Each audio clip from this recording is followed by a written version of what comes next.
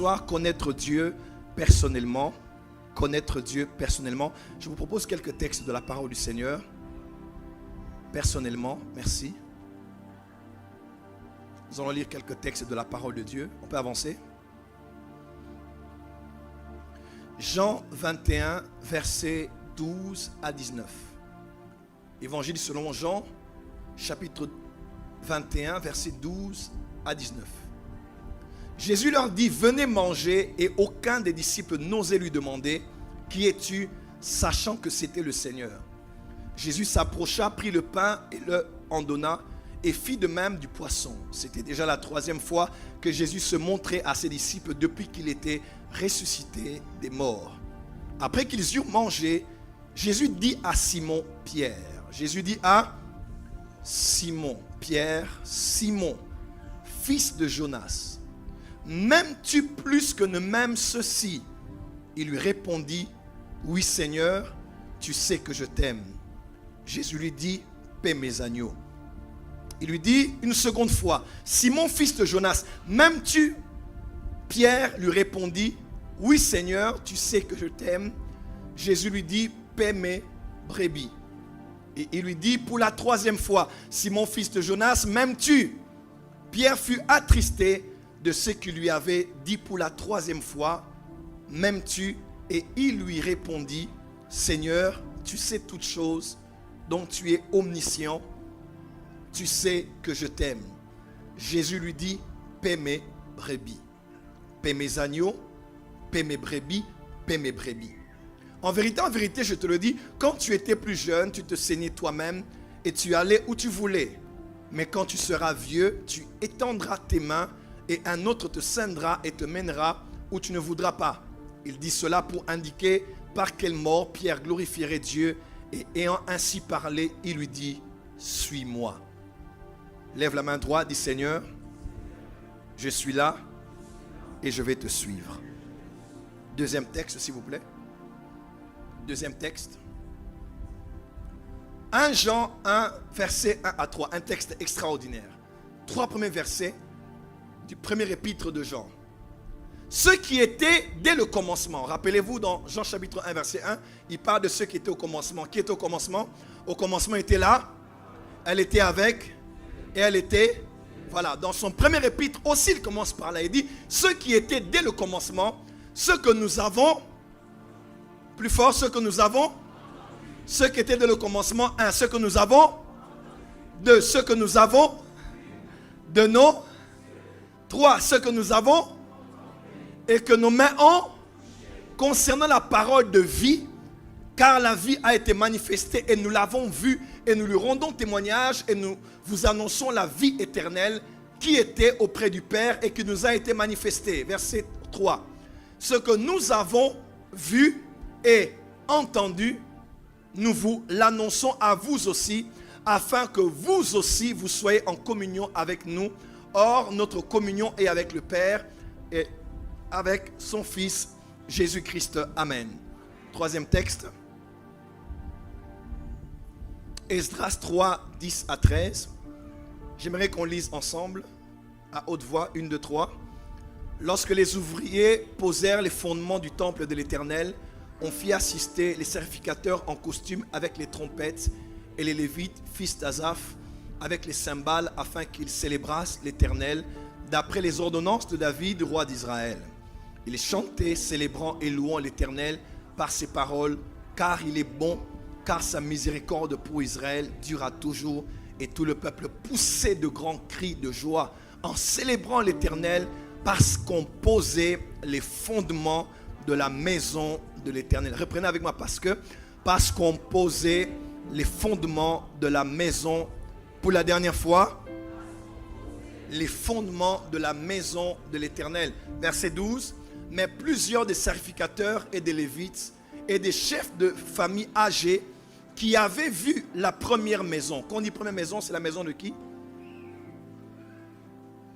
Quand on parle de la première maison, on parle du temple de Salomon, qui avait été détruit, n'est-ce pas? Qui avait été détruit lors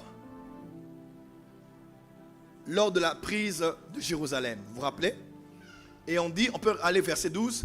Mais plusieurs des sacrificateurs, des Lévites et des chefs de famille âgés qui avaient vu la première maison pleuraient à grand bruit. Il y avait des bruits, n'est-ce pas? Mais on dit, eux, ils pleuraient à grand bruit pendant qu'on posait sous leurs yeux les fondements de cette maison, de cette nouvelle maison. Beaucoup d'autres faisaient éclater leur joie par des cris, c'est-à-dire ceux de la nouvelle génération. Mais les anciens pleuraient à grand bruit. Donc il y avait une cacophonie, une confusion. En sorte qu'on ne pouvait distinguer le bruit des cris de joie d'avec le bruit des pleurs parmi le peuple. Car le peuple poussait de grands cris dont le son s'entendait au loin. Que Dieu bénisse sa parole. On acclame pour le Seigneur, on va vous asseoir dans la présence de Dieu.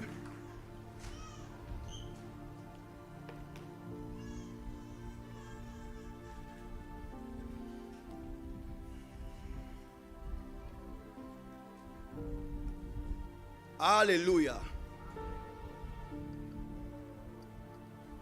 Esdras est non seulement le nom d'un livre, mais aussi le nom d'un serviteur de Dieu qui fut un scribe, un docteur, mais qui fut aussi un prêtre de la famille des Lévites. Son nom a plusieurs significations, mais qui tournent autour de l'aide et du secours. On parle de aide, on parle de Dieu qui aide, on parle de celui qui aide. Ma prière dans cette saison est que tu sois un homme qui est marqué par l'aide de Dieu. Lorsqu'on fera ta vie et les résultats que tu produiras, que les hommes autour de toi, que les femmes autour de toi se disent, Dieu a certainement aidé cette femme, Dieu a certainement aidé cet homme. Il est possible que tu sois dans une génération où tu as tendu la main à plusieurs pour recevoir de l'aide, mais tu n'en as pas eu. Je prie ce soir par le Saint-Esprit que ta vie soit marquée par l'aide divine. Que les gens autour de toi se disent, Dieu a secouru cet homme, Dieu a prêté main forte à cette femme, et ce qu'elle est devenue, c'est par l'aide de Dieu. Et Esdras est compté parmi les serviteurs de Dieu que Dieu a utilisés durant la période post-exilique. Déjà, vous devez savoir, lorsqu'on parle par exemple des prophètes dans les Écritures, il y en a plusieurs de Genèse à Apocalypse. Mais lorsqu'on parle des prophètes autour de la vie d'Israël, de l'exil, on parle des prophètes pré-exiliques, on parle des prophètes exiliques et on parle des prophètes post-exiliques. Les prophètes pré-exiliques sont les prophètes qui ont vécu et exercé leur ministère avant l'exil de Babylone. Amen. On peut parler en termes de prophète Jérémie. Vous savez, il avait annoncé le jugement qui allait venir. Et même plus tard, dans Jérémie 50 et quelques, il parlait aussi de comment Dieu s'était servi même de Babylone comme étant de son marteau pour exercer son jugement sur Israël. Il y avait les prophètes pré-exiliques. On parle des prophètes Amos, prophète Michée, prophète Sophonie et prophète principalement le prophète Jérémie. C'était les prophètes qui annonçaient la parole de l'Éternel et qui avertissaient le peuple de bien se conduire, de se mettre en ordre devant Dieu, sinon le jugement allait s'abattre sur eux et Dieu allait même utiliser une nation étrangère afin de les juger. Amen. Et lorsque l'exil est arrivé, les Babyloniens sont venus, ils ont brûlé la ville fortifiée, tout ce qu'on avait comme forteresse, muraille, ils ont brûlé, ils ont tué le roi, tué les princes, ils ont ravagé Jérusalem, ils ont détruit le temple. Ceux qui étaient partis, vous connaissez par exemple l'histoire de Daniel qui était aussi de ceux qui étaient partis en exil à Babylone. Il y avait des prophètes pendant l'exil qu'on appelle les prophètes exiliques. C'est-à-dire les prophètes qui ont agi et ont ministré durant l'exil, parmi lesquels Jérémie aussi. On peut parler de Jérémie, on peut parler d'Ézéchiel, parler de Daniel. Quelqu'un peut dire Amen. Et juste après l'exil, selon les paroles du prophète Jérémie, un prophète comme Daniel, en son temps, en lisant les écrits, a réalisé qu'il devait s'épuiser 70 ans en exil. Et à l'issue de ces 70 ans, ils allaient tous rentrer sur leur terre. Et il a lu les prophéties de Jérémie. Et il a pris la décision de commencer à jeûner et à prier. Et vous connaissez l'histoire. Et lorsqu'ils sont sortis de là, non seulement ceux qui sont sortis de Babylone, mais d'autres provinces, des nations d'autrefois où les Juifs étaient en exil, ils sont tous sortis pour faire quoi? Pour rentrer chez eux afin de restaurer la vie culturelle, la vie aussi cultuelle. Notamment le temple qui doit être au centre de leur relation avec Dieu. Parce que c'était un des grands points de contact entre Dieu et Israël. Et là, on parle maintenant d'un nouveau type de prophète qui s'est levé, qu'on appelait les prophètes post-exiliques. Donc les prophètes qui ont agi après l'exil. Parmi lesquels le prophète Zacharie, le prophète Agé, le prophète Malachi, le prophète Abdias. Ce sont les prophètes qui ont travaillé après l'exil. Et après l'exil, nous avons l'histoire des hommes comme Esdras. Esdras était un prêtre, Josué était aussi un prêtre, Zorobabel était un gouverneur, et tous les autres étaient des prophètes comme Agé, comme Zacharie. Vous allez les voir dans Esdras chapitre 1, chapitre 5, versets 1, 2, 3. Ils travaillaient et accompagnaient l'autorité politique et l'autorité sacerdotale. Ils étaient l'œil de l'Éternel qui surveillait les travaux et qui les accompagnait. Donc les prophètes pré-exiliques annonçaient le jugement et parlaient au peuple. Les prophètes exiliques prêchaient généralement la consolation et l'avenir de la restauration. Et les prophètes post-exiliques venaient et encourageaient le peuple à rebâtir, à reconstruire et remettre les priorités de Dieu au cœur de la cité. Amen. Et quand vous voyez dans Esdras chapitre 3 que nous avons lu, nous avons ici le récit de la première fois que les travaux ont commencé pour rebâtir le temple. Ce temple de Salomon avait été construit en 967 avant Jésus-Christ. Et c'est en 515 avant Jésus-Christ, durant la période de l'hégémonie des Médo-Perses, qu'à cette époque-là, Esdras, Zorobabel et tous même les Néhémies avaient été tous mobilisés par Dieu parce que la saison était bonne. Ils se sont tous rassemblés pour commencer à restaurer, à encourager, à fortifier, à réunifier, à faire les recensements. Et Esdras a même remis la loi de Moïse sur la table. Il a parlé, ils ont recensé les Lévites, ils ont réorganisé un peu la vie du culte. Et c'est durant cette période-là, exactement dans ce chapitre, qu'ils ont décidé de pouvoir poser les fondements du temple. Ils ont dit maintenant on va rebâtir, on va reconstruire. Dieu nous a parlé, Dieu nous a instruit. Nous allons reconstruire et rebâtir. Quelqu'un peut dire amen. Et ils étaient là, ils ont posé les fondements, ils ont creusé, ils ont travaillé avec les constructeurs.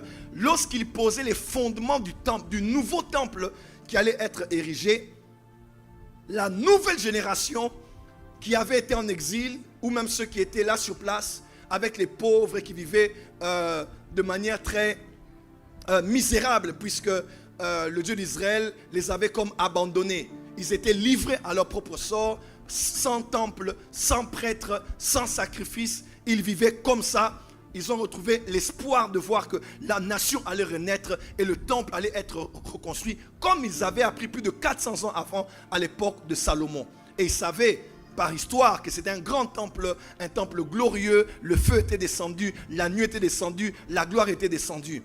Mais à cette époque-là, c'était un peu différent. C'était pas avec les mêmes matériaux de construction, c'était pas avec la même richesse investie pour avoir un temple très somptueux, très glorieux. Ils ont fait avec les moyens de bord, même si quelques rois comme ceux qui ont libéré Esdras ou bien Néhémie avaient donné des lettres de créance, de crédit, et ils avaient accompagné, même financé pour cet ouvrage.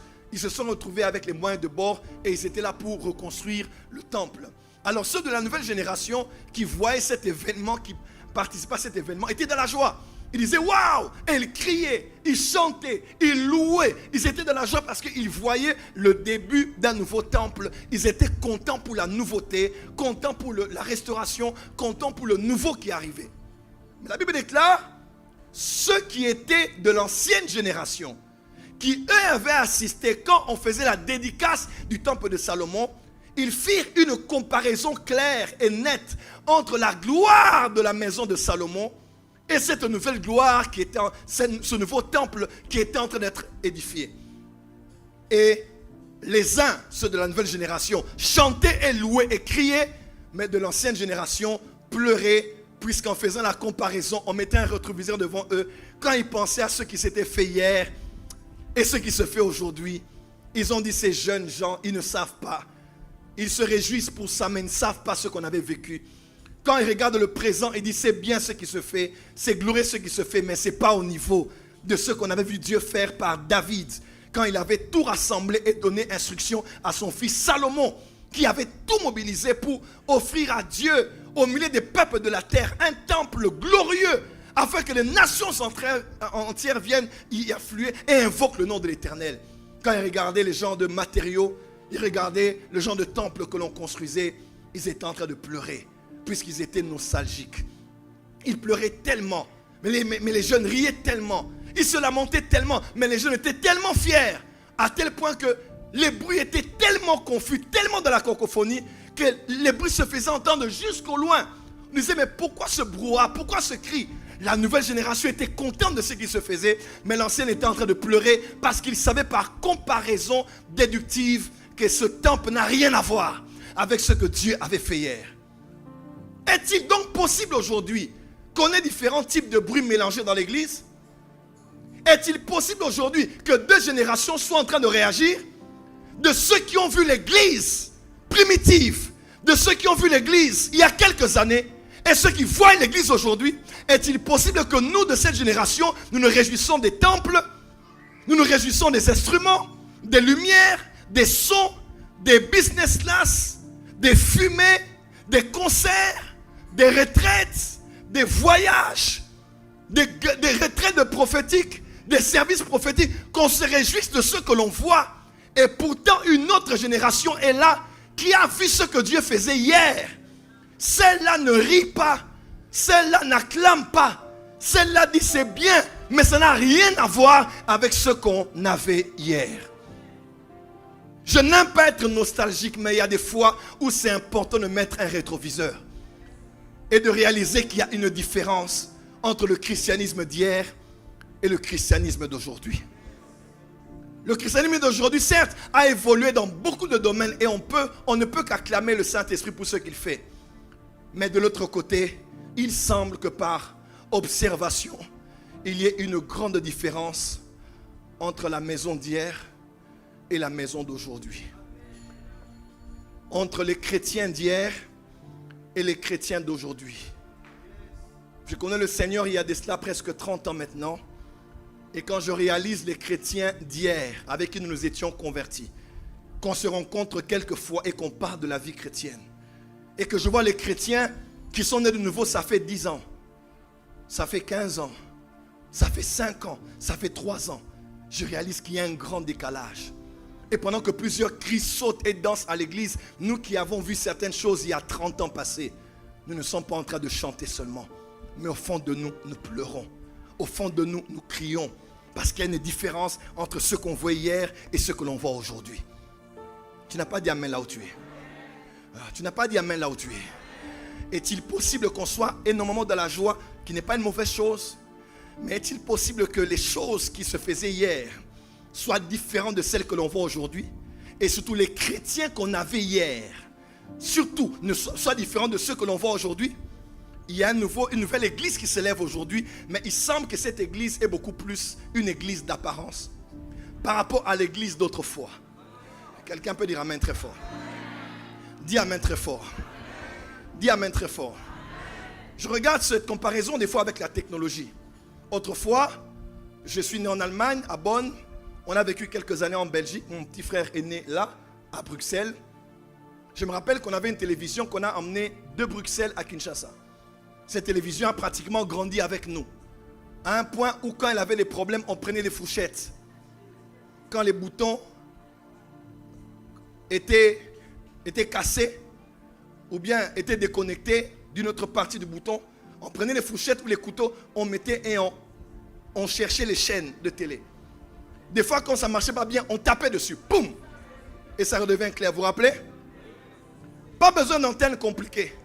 On prenait l'antenne, on faisait monter. On montait sur des supports et on mettait des antennes comme ça en aluminium que l'on fabriquait des fois au local, on les plaçait. Et on suivait la télévision. On avait des télécommandes, il fallait appuyer plusieurs fois. Et les touches généralement entraient à l'intérieur de la télécommande. Vous vous rappelez? Et on forçait, mais ces télévisions-là, on a fait avec ça 5 ans, 10 ans, 15 ans, 18 ans. Et les télévisions tenaient bien. Elles n'étaient pas belles d'apparence, mais de l'intérieur, elles étaient solides, elles étaient fortes et elles ont duré avec nous. Mais aujourd'hui, nous avons des télévisions Samsung Télévision avec de belles marques. À l'extérieur, c'est tellement beau, c'est curve. C'est tellement bien avec les applications. Il y a la Wi-Fi, il y a tout ce que tu vois à l'intérieur. Les télécommandes sont tellement belles à voir et sophistiquées. Mais une fois, alors une seule fois qu'il y a un problème et une fissure, les coûts de la réparation peuvent être même à peu près plus de la moitié du prix même de la télévision. À la fin, on se dit, les anciennes télévisions n'étaient pas belles d'apparence, mais elles étaient solides, elles étaient fermes, elles étaient authentiques. Mais les nouvelles sont belles d'apparence, mais à l'intérieur, elles n'ont rien. L'apôtre Paul a dit, ayant l'apparence de la piété, mais régnant ceux qui ont fait la force. Oh, dis amen là où tu es très fort. Dis amen très fort. Autrefois, nous avions des Nokia 3310. C'est ça? Nos Blackberry.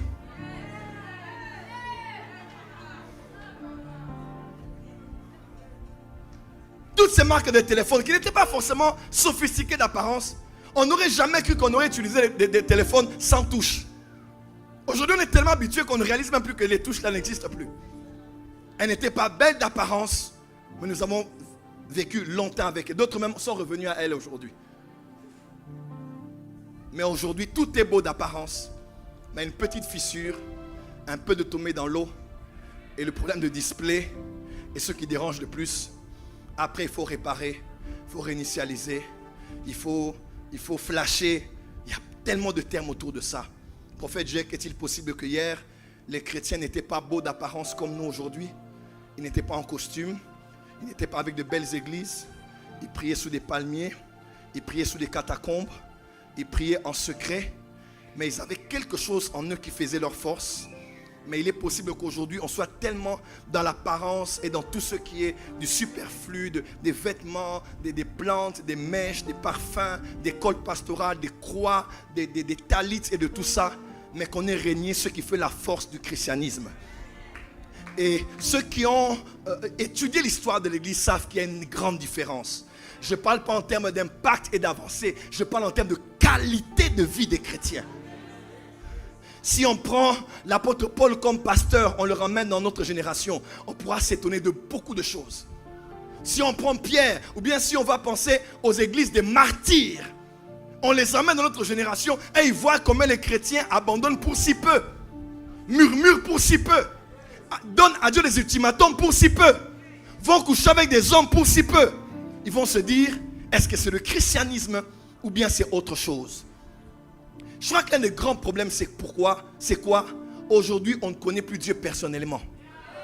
Ça, c'est une des choses que je crois qui est l'une des grandes causes de ce genre de christianisme bon chic, bon genre, BCBG qu'on a aujourd'hui, mais dont les hommes et les femmes peuvent tomber comme ils veulent, peuvent régresser, rétrograder comme ils veulent, peuvent flirter avec le monde, être à l'église, être dans le monde et n'avoir aucune conscience qui nous dérange et nous alerte. On trouve ça normal parce que Dieu est cool, Dieu est flex, Dieu est wesh.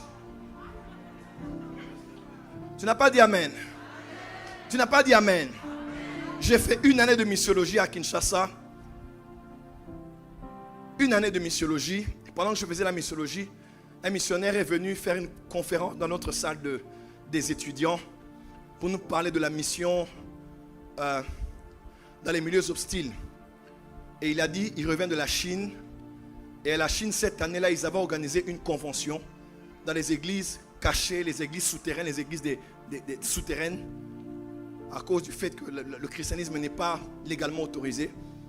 Ils étaient dans les coulisses, ils faisaient une grande convention internationale et le thème de la convention était « Comment souffrir pour Jésus-Christ ». Le thème c'était « Comment souffrir pour Jésus-Christ ». Et pasteur Klein, je me suis posé la question, si aujourd'hui je fais un thème, je dis « Venez à un séminaire biblique, comment souffrir pour Jésus-Christ », je ne sais pas si j'aurai cette salle pleine comme elle est aujourd'hui. Si je parle du fait de qui a caché ton étoile, qui a lié ta vie, qui a bloqué ton mariage, 7 principes pour être millionnaire, les clés pour percer dans la vie, comment voir en esprit, 7 principes clés pour voir dans le monde des esprits et prophétiser avec des détails jusqu'au niveau chirurgical et microscopique. Vous allez voir ici plein. Mais si on dit comment souffrir pour Jésus, personne ne viendra. Parce que personne ne veut souffrir. Oh, je vais donner ma vie à Jésus pour souffrir. Je ne veux pas souffrir. Et pourtant, Jésus a dit à Pierre, je te dis Pierre, puisque tu m'as suivi moi, écoute-moi très bien. Tu auras dans les siècles à venir la vie éternelle. Mais ici, tu auras au centuple avec les persécutions. Une vie chrétienne qui n'a pas de persécution n'en est pas une. Tu dois souffrir pour Jésus. Les premiers apôtres et les premiers disciples prenaient pour un sujet de joie, de gloire que de participer aux souffrances de Jésus. Donnez-moi Philippiens chapitre 3. L'apôtre Paul dit ceci, il dit, tout ce que je cherche à connaître aujourd'hui, après 30 ans de ministère, il dit, c'est de connaître Christ et la puissance de sa résurrection. Et de prendre part à la communion de ses souffrances. Philippiens chapitre 3, cherchez-moi et donnez-moi ce verset. Dis à ton voisin, la communion de ses souffrances. Change de voisin, dis voisin. Être comme Jésus, c'est aussi participer à ses souffrances. Change de voisin, dis voisin. Être comme Jésus, c'est dans le caractère, dans le fruit de l'esprit, dans les dons spirituels, mais aussi dans la communion de ses souffrances. Dis à ton voisin, voisin, es-tu prêt à souffrir avec Jésus? Va me donner le verset, s'il vous plaît. Verset 10.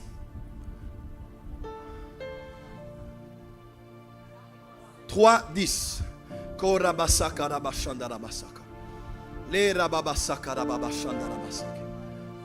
Afin de connaître Christ et la puissance de sa résurrection et la communion de ses souffrances en devenant conforme à lui dans sa mort, pour parvenir. On y va, si je le puis. On y va. Pour parvenir, verset suivant.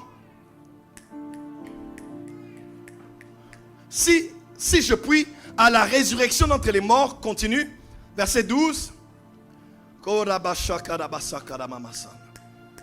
Ce n'est pas que j'ai déjà remporté le prix ou que j'ai déjà atteint la perfection, mais je cours pour tâcher de le saisir, puisque moi aussi j'ai été saisi par Jésus-Christ. Et dis à ton voisin, la communion de ses souffrances. Évangéliste Myriam, avons-nous aujourd'hui des chrétiens qui peuvent prendre part à une convention ou à une retraite dans le thème et comment souffrir pour Jésus? On n'aime pas ça. Parce que nous aussi on vous a mal prêché. Viens à Jésus, tu auras la solution. Viens à Jésus, tu n'auras plus de problème. Qui vous a dit qu'en venant à Jésus, on n'aura plus de problèmes? Laisse-moi te dire, les problèmes vont encore se rajouter. Oh prophète, depuis que je prie, moi quand j'étais pas même tout allait bien. Maintenant que je prie, les choses se sont empirées. Laisse-moi te dire, c'est le signe que tu es réellement en Christ. Et laisse-moi te dire, il y a des problèmes, Dieu ne les résoudra pas. Et même si on te prophétise, même si tu maudis les ennemis, même Dieu va les... Il y a des ennemis qui ne meurent pas. Hein? Tu les maudis, ils sont là. Tu les coupes la tête comme Goliath, ils sont là. Tu jettes le feu, ils sont là. Tu fais les imprécations, ils sont là parce qu'ils font partie des épines qui doivent solidifier ta foi chrétienne et ta relation. Dis amen très fort là où tu es. Dis à ton voisin, souffrir pour Jésus-Christ. Tu es dans une famille où on n'aime pas les chrétiens. Souffrir pour Jésus-Christ. Tu es dans une université où on te ridiculise parce qu'on vous traite d'être dans une foi de colonisation. Parce que tu es un Africain. Il y a beaucoup de ces débats sur Internet aujourd'hui. On vous traite de ridicule. J'accepte. Je ne sais pas faire un débat. Je n'ai pas d'argument pour le dire. Mais j'ai la conviction que ce dans quoi je suis est la vérité. Dis amen très fort là où tu es. Dis à ton voisin. Il est temps de revenir à l'essentiel. Et ce que j'aime, c'est que ces chrétiens qui autrefois étaient capables de mourir pour Jésus, de mourir pour l'évangile, de mourir en prison et de s'en réjouir. Parce qu'ils avaient une révélation personnelle avec Jésus. Et nous aujourd'hui qui sommes facilement emportés, facilement projetés de l'autre côté, facilement chancelants parce qu'on connaît Jésus par le prophète. On connaît Jésus par le pasteur. On connaît Jésus par le groupe d'amis qu'on s'est constitué à l'église. Puisqu'il vient, je viens. Comme une a quitté, je commence à trembler. Une autre du groupe a quitté, je me pose des questions. La troisième a quitté le groupe, je me dis pourquoi les trois sont partis et je suis la seule ici. Et je commence à chercher des raisons de quitter aussi. Pourquoi je suis venu et resté à l'église par des copines, mais pas parce que j'ai une révélation personnelle du Dieu qui m'a emmené dans l'église. Tu n'as pas dit amen là où tu es. Il est temps de connaître Dieu personnellement. souffrir pour Jésus. Allez voir en Algérie, ça fait quelques années, les chrétiens souffrent. Et officiellement, on a mis une croix à la religion chrétienne en Algérie. On a arrêté plusieurs. Ils sont en prison actuellement. D'autres ont été refoulés. Plus de christianisme. Plus de christianisme. Les quelques temps où ils avaient la liberté de prier difficilement. Parce que plusieurs, des dizaines de milliers sont convertis chaque année en Algérie. Et maintenant ils ont serré. Ils ont dit, il n'y a que l'islam ici en Algérie. Plus de christianisme. Vous allez voir des chrétiens qui continuent à faire des cultes et ils permettent qu'on les filme. Parce qu'ils se disent, même si on me renvoie, c'est une joie de souffrir pour Jésus-Christ. Aujourd'hui, vous allez voir un chrétien qui se retrouve dans une boîte. Et quand quelqu'un reconnaît, il dit, mais ma soeur, on t'a vu à EPDC, c'est pas moi. Et tu as honte d'être chrétien. Tu as honte d'être chrétien. Toi, tu n'es pas un chrétien, tu es un crétin. Les chrétiens assument. Insulte-moi, mais je suis fier d'être en Jésus. On peut dire que je suis dépassé, mais je suis fier d'être en Jésus. On peut dire que je suis démodé, je ne suis pas démodé. Maintenant, ce qui est la mode, c'est être en Jésus-Christ. La vraie vie, c'est en Christ Jésus. Et il n'y en a point d'autre ailleurs. Dis amen très fort. Il est temps d'être fier d'être chrétien. De proclamer tout haut que tu es un enfant de Dieu. Tout ça, il n'y a pas de relation personnelle. J'ai connu des hauts et des bas. J'ai eu des temps de faiblesse. Mais jamais une seule fois je me suis dit, je laisse Jésus et je recule. J'irai où? J'irai où? Où irons-nous, Jésus? Car c'est toi qui as les paroles de la vie éternelle. Dis amen bien. J'étais en Égypte. L'agneau pascal a versé de son sang. Je suis sorti les mains levées. Je traversais la mer où je suis de l'autre côté. Miraculeusement, les eaux s'étaient fendues en deux. Je suis maintenant de l'autre côté. Comment vais-je rentrer en Égypte? Il n'y a pas de chemin de retour possible. Je cours maintenant pour parvenir à avoir la couronne incorruptible. Pour si peu tu abandonnes Jésus. Oh, depuis que je suis là, les mages ne viennent pas. Maintenant j'ai 45 ans. Maintenant j'ai ceci, frère. Il est possible aussi, écoute-moi, toutes les femmes ne se marieront pas. Oui, tous les hommes ne se marieront pas aussi. Tu n'aimes pas cet amen, hein? La Bible déclare, à l'époque de Noé, ils mariaient leurs enfants. Mais il y a des couples qui n'ont pas été mariés. Il y a des familles qui n'ont pas marié leurs enfants.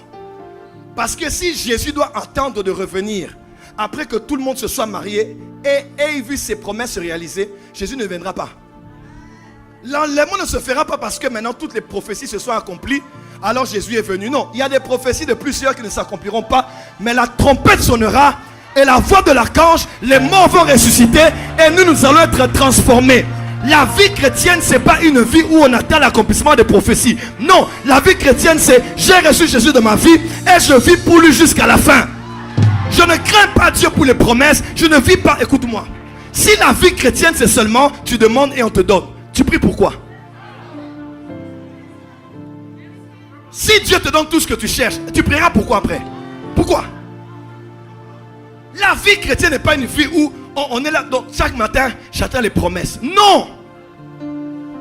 On ne lit même plus la Bible. On ne prie même plus. On ne fait plus de retraite. Toute ta vie, c'est seulement, prophète, qu'est-ce que Dieu a dit? Qu'est-ce que Dieu a dit? Qu'est-ce que tu vois? Je vois ton visage.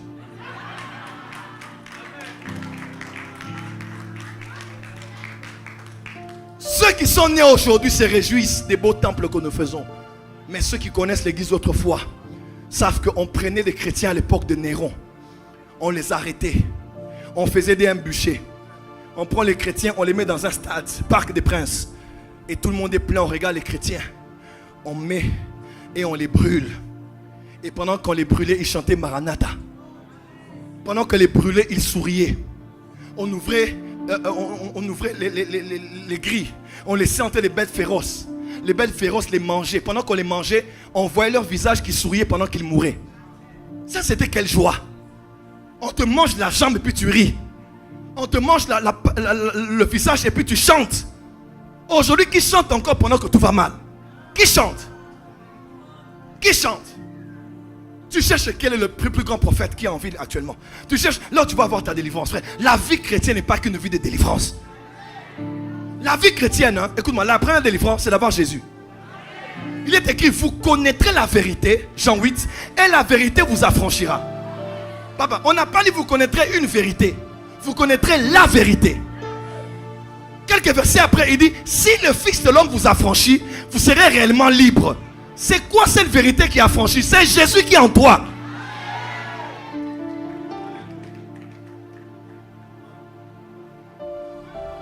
Autrefois, ils étaient des parias, comme ça on les appelle. Des exilés, sans domicile fixe. Mais ils aimaient Jésus. Autrefois au Maroc, quand c'était un peu trop compliqué, des fois quand ils priaient au Maroc, on connaît une histoire vraie. Ils se retrouvaient dans des endroits cachés comme ça, au Maroc, jusqu'aujourd'hui d'ailleurs, où on n'a pas de Bible dans certains coins. Qu'est-ce qu'on fait? On a un frère qui s'appelle Luc. Un frère s'appelle Matthieu. Un frère s'appelle Esdras. Une sœur s'appelle Jean. Un frère s'appelle 1 Corinthien. L'autre 2 Corinthiens. Quand on veut lire Esdras, on dit frère Esdras, lève-toi. Nous voulons lire le 3e chapitre. Et Esdras, frère Esdras commence à lire par cœur tout le livre de Esdras. Il y a des lieux où la Bible n'est pas permise. Tu as une Bible, on t'arrête. Tu as une Bible, on te fout en tôle. Aujourd'hui, tu as une Bible que tu n'as pas ouverte. Mais tu es le premier à venir attendre une prophétie ce soir. C'est quel genre de chrétien qu'on a aujourd'hui? Je suis fatigué d'être pasteur de ces genres de chrétiens. Fatigué. Fatigué. La vie chrétienne, c'est pas l'attente. C'est pas, on me promet et ça va se réaliser. Il y a des choses qui ne vont pas se réaliser. Mais oui. Dimanche passé, j'étais au parc. Oh my God. J'étais au parc dimanche passé. J'ai dit, maman, je vais aller prier à côté. Je me suis mis à prier. Le Saint-Esprit m'a dit, Joël, le problème de cette génération, c'est que les chrétiens ont placé leur foi aux promesses et non leur foi en Dieu. Clairement. Le Seigneur, ça veut dire qu'il m'a dit aujourd'hui, les chrétiens n'ont que de foi pour les promesses. Mais ils n'ont pas de foi en Dieu. Voilà pourquoi tous tournent autour d'une promesse, d'un rêve, d'une vision qu'il a reçue. Quand la vision là ne s'accomplit pas, il va abandonner Dieu. Mais quelqu'un qui a placé sa foi en Dieu, que la promesse s'accomplisse ou qu'elle ne s'accomplisse pas, ça ne change en rien. Ah! Ça ne change en rien. Mon amour pour Dieu, ma constance avec Dieu, ma présence à l'église, mon zèle dans les départements, dis amen bien. Les uns criaient de joie, mais les autres pleuraient parce qu'ils savaient, on n'était pas comme ça avant. On n'était pas comme ça avant. Paul est en prison, il écrit, soyez dans la joie. Je vous le répète, soyez toujours dans la joie. En prison. En prison. Il dit aux enfants de l'être dans la joie. Est-ce que toi dans la prison du célibat tu es dans la joie? Moi le jour où je me marierai, je serai dans la joie. Donc ta joie dépend du mariage. Alors que ta joie doit dépendre de la croix. Ce que Jésus a fait est plus que le mariage. Ce que Jésus a donné est plus que le voyage. Et plus que les documents que l'État français doit te donner. Dis amen bien là où tu es. Tout ça parce qu'on a perdu de connaître Dieu personnellement. Connaître Dieu personnellement, c'est prier seul, sans ton mari, sans ta femme, sans tes enfants, sans un Zoom, sans un live. Aujourd'hui, le christianisme de plusieurs ne dépend que des lives de leurs églises. Si on ferme Internet, plusieurs ne prieront plus.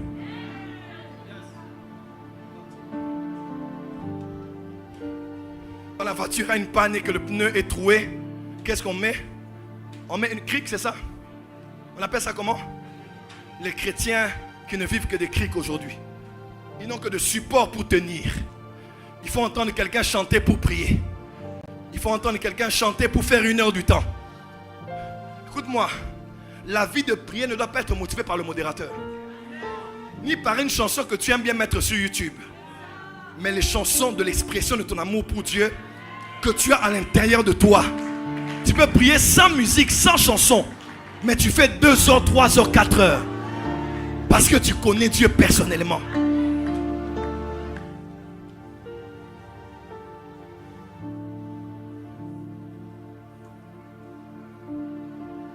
Dis voisin, On doit changer. Dis à ton voisin, on doit changer. Jésus dit à Pierre, il dit, Pierre, m'aimes-tu? Regarde, il dit, plus que ceci, il dit, Seigneur, tu sais que je t'aime. Paie mes agneaux. Pierre, m'aimes-tu? Oui, paie mes brebis. M'aimes-tu? Paie mes brebis. J'aime bien cette nuance. Pierre, est-ce que toi tu m'aimes moi? Après, viens. Pierre, tu seras sur un piédestal. Tu seras pasteur des brebis, berger des brebis. Tu vas nourrir les brebis. Tu mangeras les dîmes des brebis, les offrandes des brebis. Tu seras berger de mes agneaux, berger de mes brebis. Mais avant ta relation à toi avec mes brebis à moi, moi d'abord avant tout, est-ce que moi tu m'aimes? Parce qu'il est possible de tellement travailler pour les brebis du Seigneur que tu ne connais plus et n'aimes plus le Seigneur des brebis. Il est possible d'avoir la gloire de Dieu qui descend quand tu ministres sur les brebis du Seigneur. Mais tu ne connais plus le Dieu de gloire. Tu connais la gloire de Dieu, mais tu ne connais plus le Dieu de gloire. Il est possible de pouvoir être tellement attaché aux brebis que quand le Seigneur des brebis te dit, laisse un peu tout, viens ici 3 jours pour qu'on prie. Tu dis non, je suis occupé avec le travail. Je suis occupé avec la prédication. Occupé, frère, on est dans une génération où les temps qui viennent sont tellement bizarres.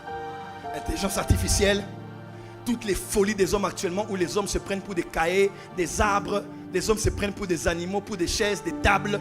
Les hommes deviennent fous. L'iniquité va s'accroître à un niveau où même ceux qui craignent Dieu là vont être secoués. Secoués dans le mariage, secoués dans l'œuvre de Dieu, secoués dans la santé. Satan a libéré ses plus puissants esprits en ces temps de la fin. On ne peut pas survivre qu'en dépendant d'un prophète. Non, on ne peut pas survivre qu'en étant quotidien à l'église. Il faut avoir une relation seule à seule. Meilleurs que toi sont tombés. Plus craignant Dieu que toi sont tombés. Là où on va maintenant, on ne peut pas tenir. On ne peut pas tenir. On ne peut plus tenir. Si nous-mêmes, on ne connaît pas Dieu personnellement.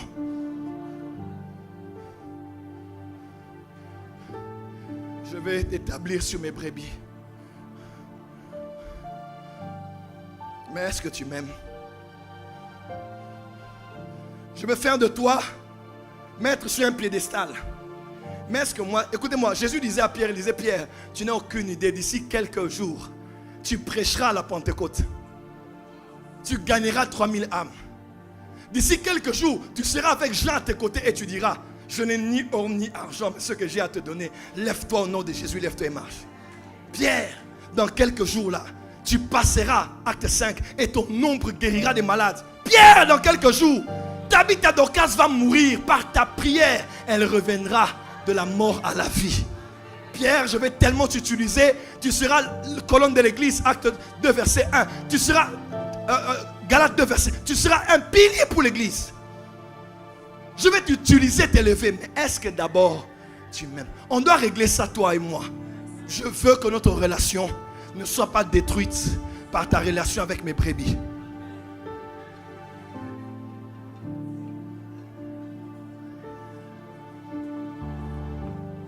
Nous sommes arrivés à un temps où, même moi, ton pasteur, je ne dois pas être le frein qui t'empêche d'écouter Dieu par toi-même. Le ministère prophétique ne t'exempte pas d'écouter Dieu par toi-même. Oui.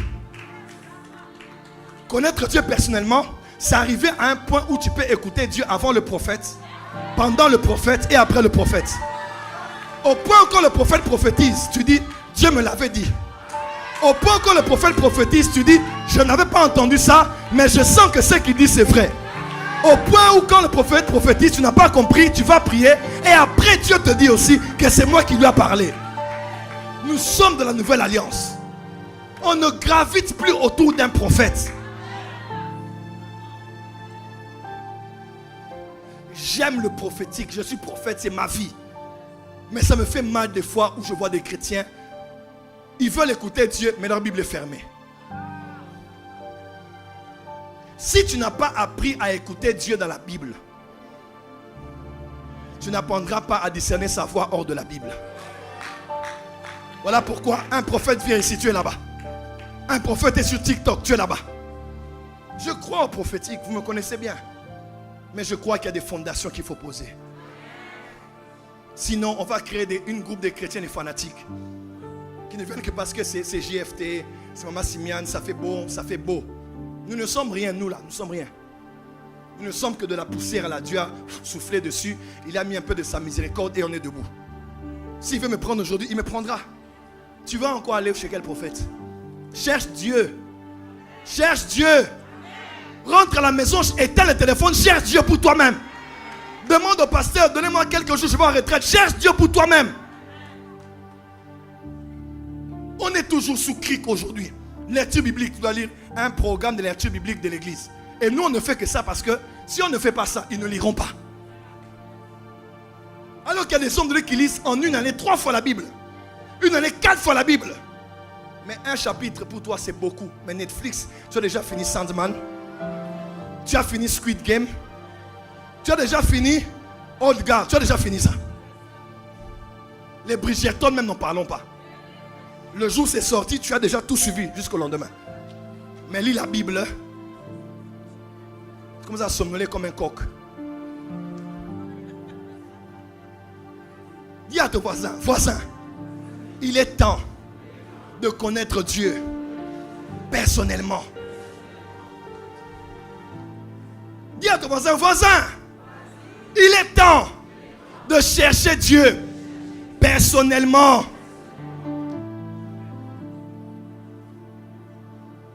Pardon, port des cieux. L'homme qui est devant vous là, je suis un homme comme vous. Mais que Dieu a pris par sa grâce, il a mis sa main dessus.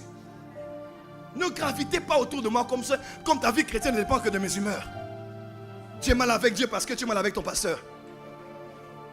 Quand je te regarde bien, tu dis, ah mon papa, ça dit que Dieu me regarde ces jours-là. Quand je ne donne pas du travail, donc Dieu m'a oublié ces jours-ci. Tu veux que je meure avant le temps? Parce que Dieu ne partagera pas sa gloire avec quelqu'un. Tu n'as pas dit amen là où tu es. Dis à ton voisin, il est temps de connaître Dieu personnellement. Quand tu arrives à ce niveau, tu vas en Finlande. Tu vas dans un coin où il n'y a pas d'église. Mais tu deviens l'église. Parce que ce que tu as reçu, tu es capable maintenant de le donner.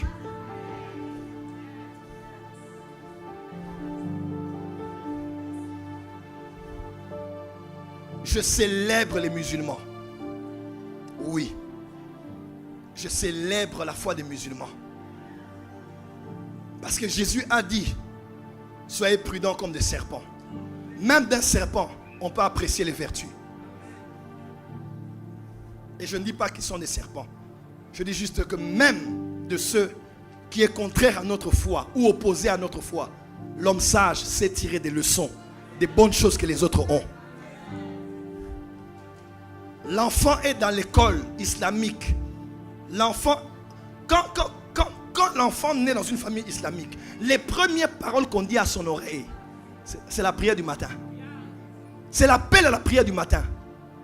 L'enfant n'a pas encore 10 ans, il connaît les sourates. Nous, nos enfants ne connaissent que l'histoire de David et Goliath. Et de chanter Jésus m'aime. Jésus m'aime, Jésus m'aime, Jésus m'aime. C'est tout ce qu'ils connaissent dans les écodymes. À 15 ans, il te cite des sourates. Un juif, à 12 ans, à sa bar mitzvah, il connaît la Torah. Mais les chrétiens citent un verset. Priez sans cesse. Cite un verset, l'Éternel est mon berger.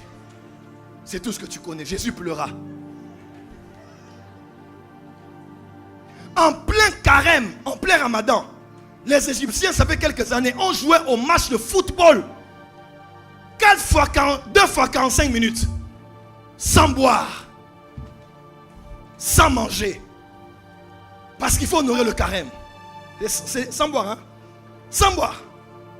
Il fait des va-et-vient sans boire. Il finit et il va manger après. À l'heure prévue. Mais les chrétiens, il faut jeûner jeudi. Mon estomac. À 12h déjà, je vais manger des biscuits. Nous on jeûne en blaguant. Tu jeûnes à 10h, tu manges des biscuits. Tu dis que tu jeûnes jusqu'à 15h encore. Et tu manges des biscottes. Et tu prends un peu de thé. Et ça, tu appelles ça jeûner. Où sont les chrétiens qui font 7 jours à sec? 3 jours à sec. 7 jours de veillée, 22h à 7h du matin. 40 jours de jeûne et prière en train de chercher Dieu. J'aime pas ce christianisme moderne. Un christianisme de fainéants et de paresseux spirituels. Quand il faut faire les papatoyas avec la vie des gens, tu mets ta bouche sur la vie de tous les gens de l'église. Mais quand il faut prier pour ces gens-là pendant 2 heures, tu commences à t'ennuyer.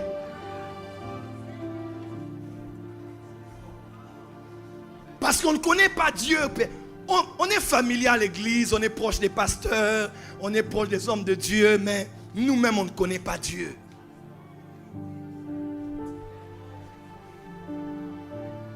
Il est temps, il est temps. Dis à ton voisin, il est temps. Jean me dit, celui dont on a parlé au commencement là, nous avons entendu parler de lui. Entendre c'est quelque chose, hein. De deux. Ma fille, tourne-toi. Tourne-toi. Elle a entendu parler de moi. Son oreille a entendu parler de moi. Deuxièmement, tourne-toi. La connaissance qu'elle a en ayant entendu et la connaissance qu'elle a en ayant vu sont à 2 niveaux différents. Et on dit que nos yeux ont contemplé. Contempler, c'est regarder attentivement avec observation. Maintenant, approche-toi, approche-toi. Tu me vois un peu mieux? Et on dit que nos mains ont touché. Touche-moi. Il dit, il est temps de quitter à ce que tu entends pour passer au niveau de voir. Il est temps de quitter au niveau où tu vois de l'homme et tu commences à contempler. Et tu as une expérience personnelle avec Jésus. C'est ce Jésus-là qu'on va témoigner ailleurs. La force du témoignage en Jésus est déterminée par la qualité des expériences, de la relation que tu as avec lui. L'as-tu déjà vu? L'as-tu déjà touché?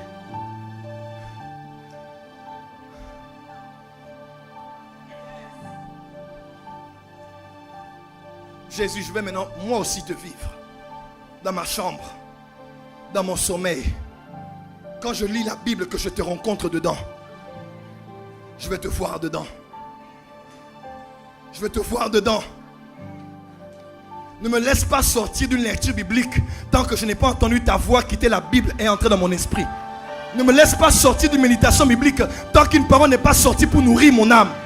Que je ne lise pas la Bible parce que je dois prêcher. Que je lise parce que je dois nourrir ma foi chrétienne personnelle. On prie beaucoup pour prêcher. On lit beaucoup pour apporter aux autres la révélation. Mais pour nous-mêmes, on ne fait plus cela.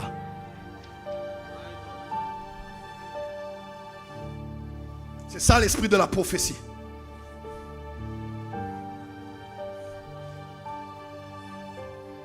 J'aimais ce que le pasteur, l'apôtre Yvan disait. Et j'ai béni Dieu pour ça. Il est temps d'arriver à la dimension de la relation de l'épouse avec ton époux.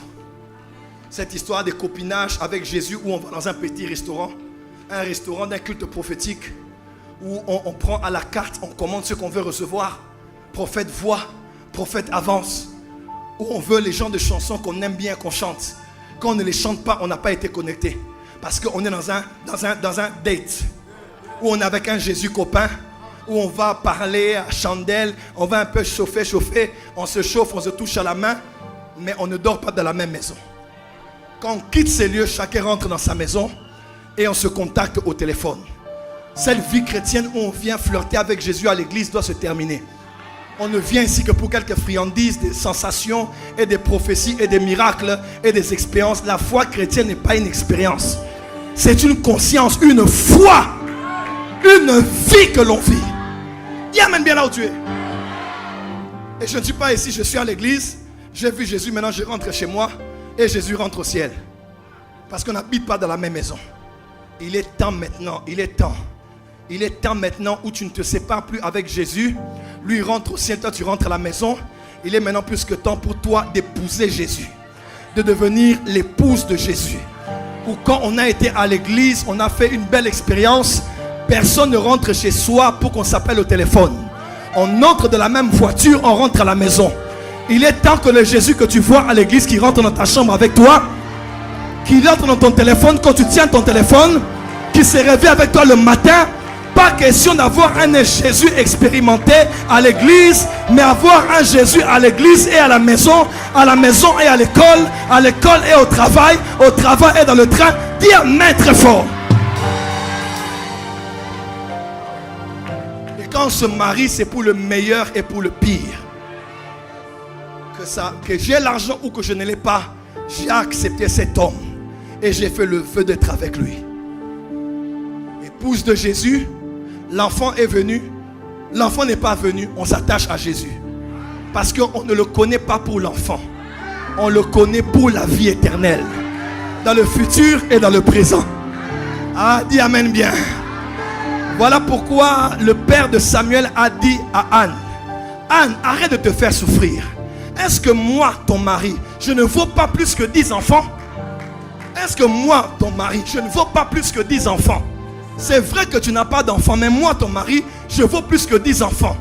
Jésus vaut plus que 10 travails. Il est plus que 10 promotions. Il est plus que 10 contrats. Il est plus que 10 millions. Tu n'as pas dit amen. Il est plus que 10 visas. Dis avec moi, Jésus est plus que ce que j'attends de lui.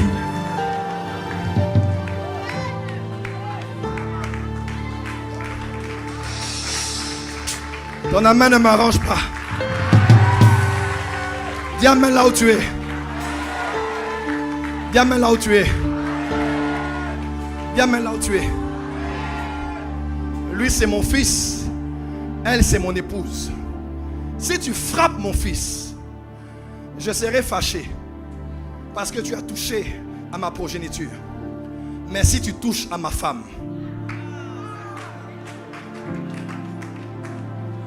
si tu touches à mon fils, mon instinct paternel va se réveiller. Je vais te faire voir de quel bois je me chauffe et de quel papier je me brûle. Mais si tu touches à ma femme, tu vas toucher quelque part dans mon cœur. Tu vas toucher quelque part et réveiller quelqu'un que je me suis juré de ne jamais plus être. Je vais te sortir les biceps, les taekwondo, les judo, les kakato.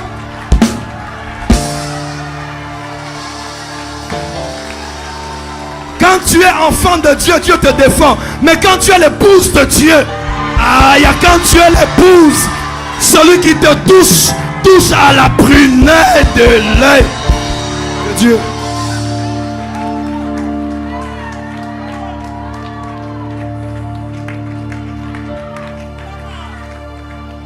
Voilà pourquoi de celui qui mange est sorti ce qui se mange.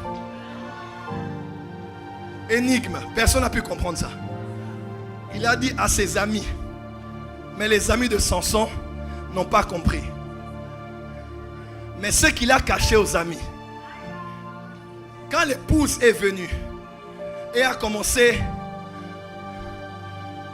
à insister et à insister, ce qu'il n'a pas dit aux amis, il a révélé à sa femme.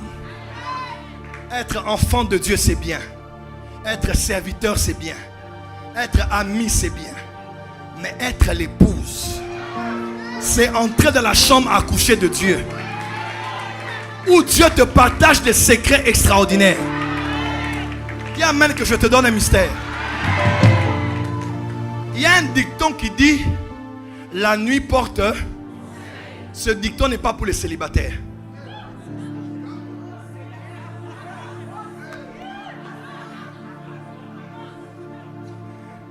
Dis amen que je révèle ce mystère. La nuit porte conseil n'est pas pour les célibataires. Tout célibataire est exclu, banni de ce dicton. Ce dicton est pour les mariés. Qui a vu une nuit conseiller quelqu'un? Qui a vu une nuit parler à quelqu'un?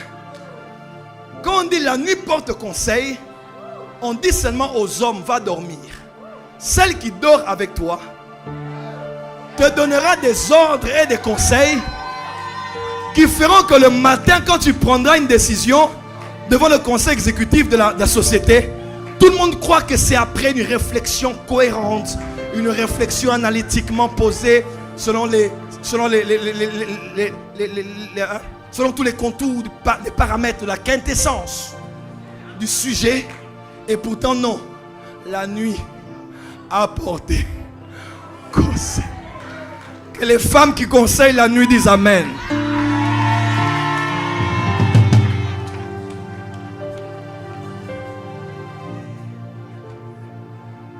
Il est temps d'être épouse, d'être intime.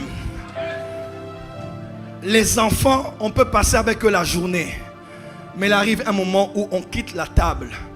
On va coucher les enfants dans leur chambre et sur leur lit.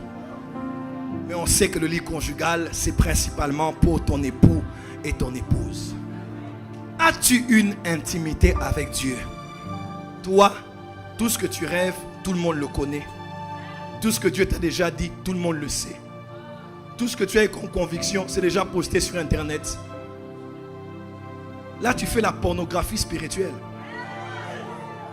Parce que tous les temps d'intimité que tu as avec ton Jésus, même quand tu vas en retraite, tu as déjà un téléphone pour snapper. Voilà, nous sommes déjà arrivés au concert. Alléluia, alléluia. Et tu filmes. On n'est pas dans une séance de pornographie spirituelle. On n'a pas besoin de voir ce que tu fais en intimité avec ton Dieu. Il y a des fois des choses que tu entendras de Dieu, tu ne les diras pas. Ou tu le diras plus tard. Aujourd'hui, à peine réveillé à 4 heures, tu ouvres les yeux. Tu ne pries même pas pour ce que tu as vu. Tu vas chercher la première personne en ligne pour dire, voilà j'ai rêvé, voilà j'ai rêvé. Pourquoi tu n'as même pas un secret avec Dieu? Tu n'as même pas. Il y a des choses que Dieu ne te dira même pas de dire ça aux gens. Mais on vit pour les gens. On vit une vie chrétienne qui reçoit le carburant de l'approbation de ce que les gens voient. Il y a des gens qui trouvent leur valeur devant Dieu par leur service.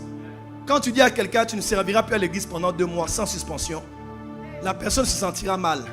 Parce que sa valeur est dans ce qu'elle fait pour Dieu. Et non dans ce qu'elle est pour Dieu.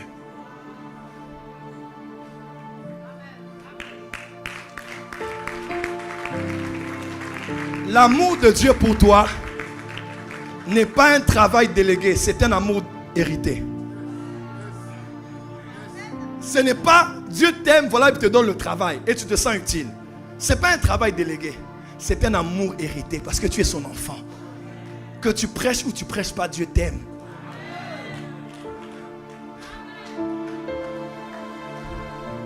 Nous sommes dans la saison de la restauration des fondations. Il est temps de chercher Dieu personnellement. Fatigué de voir des gens qui ont des vies chrétiennes en dents de scie. Surtout pendant l'été là. Oh, été tout est permis. On est en short, on est en débardeur, on est à la plage, on est ici, on se repose et on se repose de Dieu.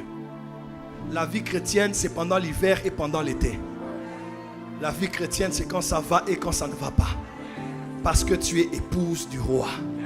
Quelqu'un peut dire Amen.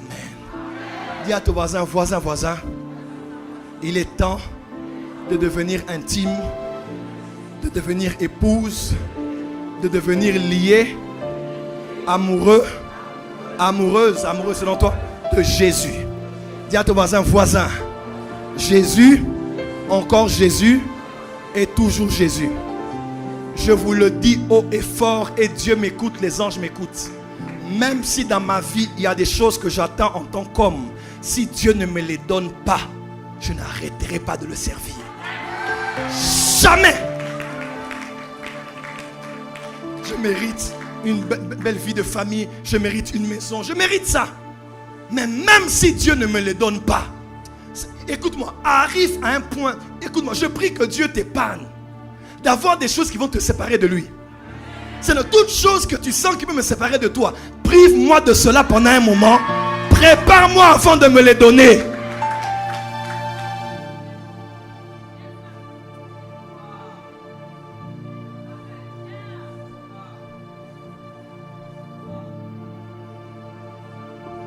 Dis amen très fort.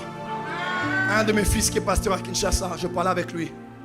Il m'a dit, papa, il a eu des jumeaux. Et un jumeau a eu une gangrène. Et on a dû couper la main de l'enfant. Un pasteur de Kinshasa, des ports des cieux. Vous savez, il y a des gens qui attendent des enfants, hein? D'autres aussi qui en ont. Mais les enfants ont des problèmes. Donc l'enfant grandira sans main gauche toute sa vie. Et maman, papa, tu dois supporter ça. Je dis, fils, c'est arrivé, c'est arrivé. L'eau est déjà renversée. On va aimer Dieu. Et on va continuer à avancer. Le malheur atteint souvent le juste.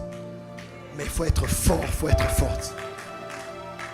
Est-ce que tu es prêt? Tu es là, tu attends des enfants. Dieu ne te donne pas des enfants. Tu vas continuer à aimer Dieu? Oh, moi j'attends, et j'attends, et j'attends.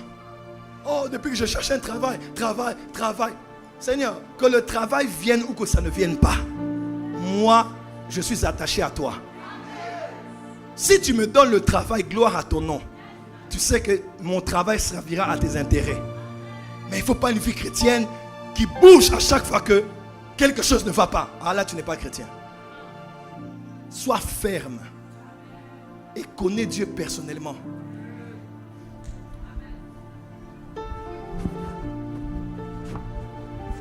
Je sens une forte onction ici.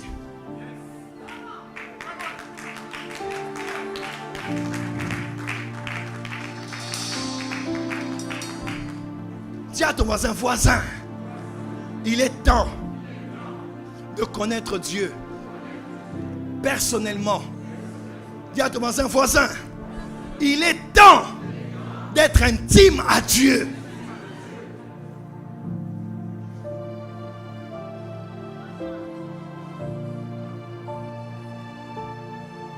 Avant que je ne te donne la charge de mes brebis, est-ce qu'il y a quelque chose d'affectif entre toi et moi? Est-ce que tu aimes Jésus même? Est-ce que tu aimes sa parole? Est-ce que tu aimes sa compagnie?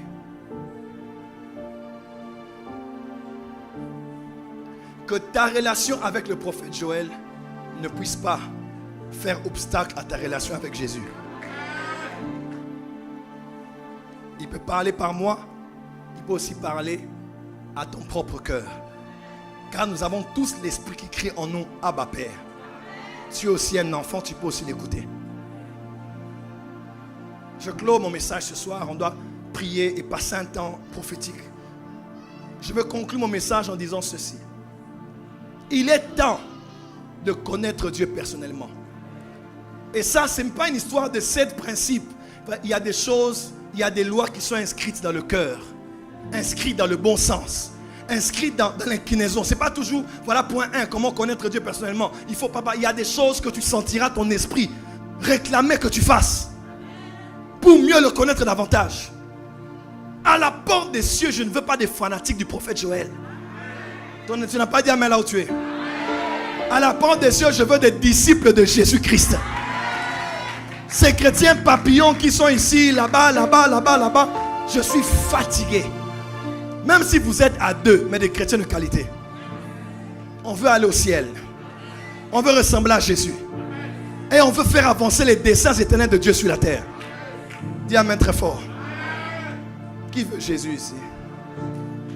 Qui veut Jésus? Qui veut Jésus? Ah la bacha. Qui veut Jésus? Qui veut Jésus?